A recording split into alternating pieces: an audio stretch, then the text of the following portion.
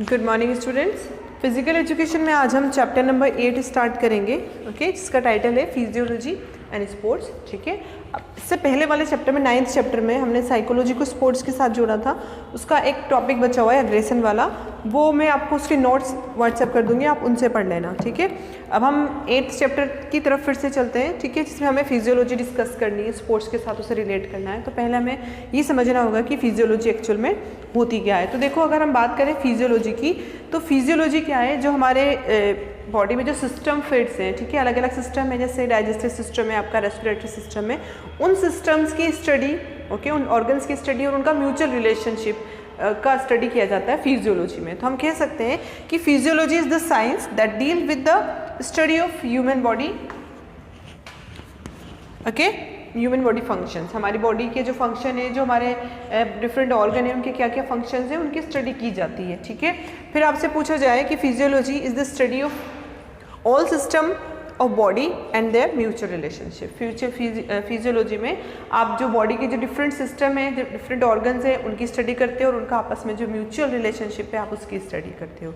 ये तो होती है डेफिनेशन फिजियोलॉजी की। अब आप इसको जोड़ोगे कैसे, स्पोर्ट्स के साथ कैसे जोड़ोगे, तो वो आप तभी कर सकते हो जब आपको इसकी इंपॉर्टेंस पता हो। ठीक है, उसके लिए आपको फिजियोलॉजी की इंपॉर्टेंस देखनी होगी कि स्पोर्ट्स की फील्ड में इसकी क्या इंपॉर्टेंस है। सबसे पहले अगर हम देखें importance of physiology in sports, तो पहली इंपॉर्टेंस है provide knowledge about the function of various body parts. ठीक है, डिफरेंट बॉडी पार्ट जो है उनकी नॉलेज हमें देता है कि हमारा कौन सा बॉडी पार्ट डेलिकेटेड है, ठीक है, और कौन सा जो है वो स्ट्रॉन्ग बॉडी पार्ट है, जो कि हमें मिलने वाली जो किक्स है, स्पोर्ट्स में जो इंजरीज हैं उनको अफोर्ड कर सकता है। तो वो नॉलेज हमें यहाँ से मिलती है अपने बॉडी पार्ट्स के बारे में। ठीक है, कि हमारा कौन सा बॉडी पार्ट कितना फोर्स एक्सर्ट कर सकता है स्पोर्ट्स में। उसके बाद सेकेंड है prevent sports injury. Obviously sports injury भी हम काफ़ी हद तक प्रिवेंट कर सकते हैं। खेल के मैदान में आपको पता हो कि आपका जो ये ऑर्गन है इतनी ज़्यादा टफनेस नहीं सहन कर सकता। ठीक है, तो उसके अकॉर्डिंग आप वो इक्विपमेंट तैयार करोगे उस बॉडी पार्ट्स को कवर करने के लिए, फिर आप स्पोर्ट्स की फील्ड में जाओगे। तो इंजरी से भी आप बच सकते हो अगर आपको फिजियोलॉजी पता है, अपने ऑर्गन्स की स्टडी आपको मालूम है। उसके बाद थर्ड है helpful to provide first add.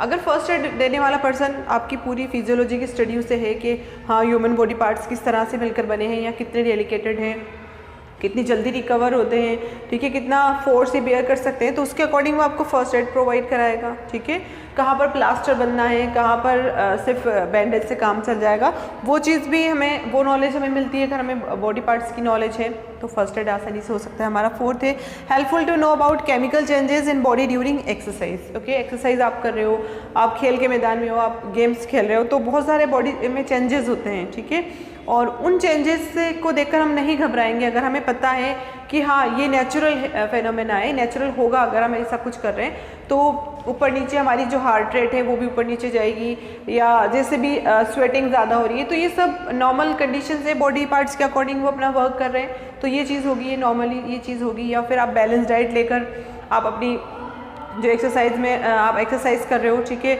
आपको थकान फील होती है, ठीक है, तो आप उस तरह से अपने आप को मेंटेन करोगे।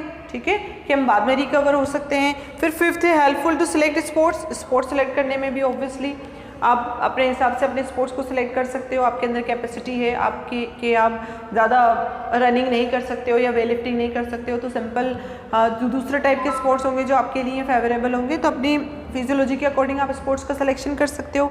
सिक्स है helpful in the process of rehabilitation. Rehabilitation यानी रिकवर होना, किसी इंजरी के बाद रिकवर होने की प्रोसेस रिहेबिलिटेशन है, तो उसमें भी हेल्पफुल है। ठीक है, आप किसी पर्टिकुलर बॉडी पार्ट में इंजर्ड हुआ है आपको, तो आप उस बॉडी पार्ट को, अगर आपको नॉलेज है कि हाँ ये बॉडी पार्ट ऐसे वर्क करता है और इतने टाइम में ये रिकवर हो सकता है, तो आप उसके अकॉर्डिंग अपनी रिहेबिलिटेशन प्रोसेस को भी एंजॉय करोगे।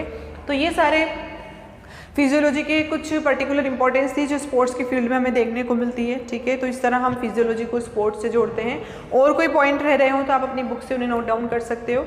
ठीक है, उसके बाद जो सेकेंड टॉपिक है इस चैप्टर में वो है टाइप्स ऑफ मूवमेंट। जो हमारी बॉडी मूवमेंट करती है उसके कुछ टाइप्स है। तो देखो, जनरली दो तरह की मूवमेंट होती है। सबसे पहले होती है ग्लाइडिंग मूवमेंट और सेकंड होती है एंगुलर मूवमेंट। ग्लाइडिंग मूवमेंट हमने 11th में भी डिस्कस किया था, जब दो जॉइंट्स के बीच में ऐसी मूवमेंट हो कि उनके बीच में एंगल ना बने, जैसे कि इस तरह से आप कर रहे हो, तो ये जो ठीक है, दो बॉन्स हैं, इनके बीच में जॉइंट है, बट ये जॉइंट इस तरह नहीं मुड़ रहा है, एंगल नहीं बना रहा है, ठीक है, ये ग्लाइडिंग मूवमेंट कहलाती है।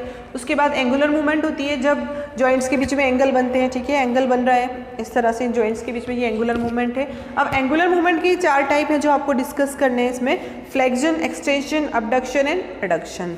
देखो फ्लेक्शन क्या है, bending part at a joint so that the angle between them decrease and parts come closer together. जैसे कि आप अपने ठीक है, 2 पार्ट्स हैं आपकी, बॉन्स हैं 2, इनके बीच में जॉइंट है, तो आप इस तरह से फ्लेक्स करो, इस तरह से सिकुड़ो उन दोनों को कि इन दोनों के बीच, दोनों बॉन्स के बीच का जो एंगल है वो डिक्रीज हो, तो इन मूवमेंट को फ्लेक्शन मूवमेंट्स कहते हैं। इसके जस्ट अपोजिट होगी एक्सटेंशन मूवमेंट, जिसमें आप दोनों बॉन्स को इस तरह से एक्सटेंस करोगे कि इनके बीच का एंगल एक्सटेंड हो, बढ़ जाए एंगल, ठीक है, तो इन मूवमेंट को एक्सटेंशन मूवमेंट कहते हैं। फिर उसके बाद सी जो थर्ड है abduction, moving a part away from the mid line of body, ठीक है, आप किसी भी एक पार्ट को, जैसे हाथ को, मिड लाइन आपकी बॉडी की मिड लाइन ये है, तो आप इस अपने लिम्स को, ठीक है, क्या करते हो, अबडक्शन यानी दूर ले जाते हो, ठीक है, अपनी मिड लाइन से, बॉडी की मिड लाइन से दूर ले जा रहे हो, तो इस तरह के प्रोसेस को आप अबडक्शन कहते हो। फिर इसके जस्ट अपोजिट एडक्शन आती है, जिसमें आप बॉडी पार्ट्स को मिड लाइन के पास लेकर आते हो, ठीक है, तो ये 4 तरह की मूवमेंट है। अब जो हमें डिस्कस करना है इसमें वो है न्यूटन का लॉ, ठीक है, न्यूटन ने अपने फिजिक्स के फील्ड में एक लॉ दिया था, उसको हम फिजिकल एजुकेशन में अपने स्पोर्ट्स के साथ जोड़ेंगे, ठीक है। न्यूटन लॉ को हम नेक्स्ट वीडियो में डिस्कस करेंगे, तब तक आप फिजियोलॉजी और उसकी इंपॉर्टेंस और उसके अलावा अपनी टाइप्स ऑफ मूवमेंट हैं, आप इन्हें रिवाइज करो। Thanks for watching.